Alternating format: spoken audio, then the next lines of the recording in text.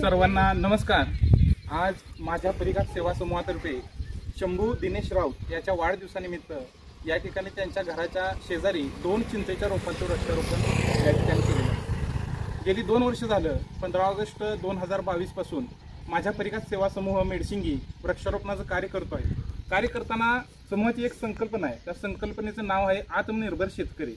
तर या संकल्पनेमध्ये असं आहे की प्रत्येक शेतकऱ्यानं आपल्या शेतीच्या बांधावरती किंवा घराच्या आजूबाजूला पडीक जमिनीवरती चिंचेची फळ देणारी झाडे लावावी आणि त्याची जोपासना करून भविष्यामध्ये त्या चिंचेचं उत्पन्न शेतकऱ्याला फायदा व्हावा। समूहातर्फे प्रत्येक शेतकऱ्याला 5 ते 10 रोपं देण्याचं समूहाचं नियोजन आहे। तरी सर्व शेतकऱ्यांनी या योजनेमध्ये, या संकल्पनेमध्ये सहभागी व्हावं। आमच्या समूहातील सर्व सदस्यांना सांगावं की आमच्या शेतामध्ये किंवा घराच्या शेजारी झाडं लावायची।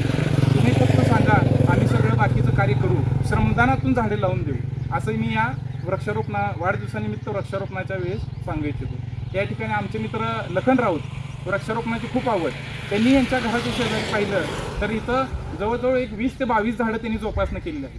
असाच आदर्श आपल्या मेडशिंगीमधील सर्वजणांनी घ्यावा।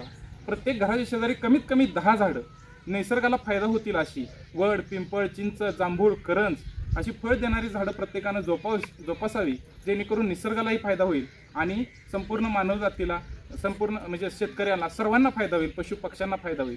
असं आपण सर्वजण ध्यास घेऊ आणि वृक्षारोपणाचं कार्य करत राहू। या ठिकाणी समूहाला बोलवलं, सर्व सदस्यांनी, ग्रामस्थांनी या वृक्षारोपणामध्ये सहभाग घेतला, त्याबद्दल सर्वांचे धन्यवाद। अशाच प्रकारे वृक्षारोपण करत राहू। माझ्या परिघात सेवा।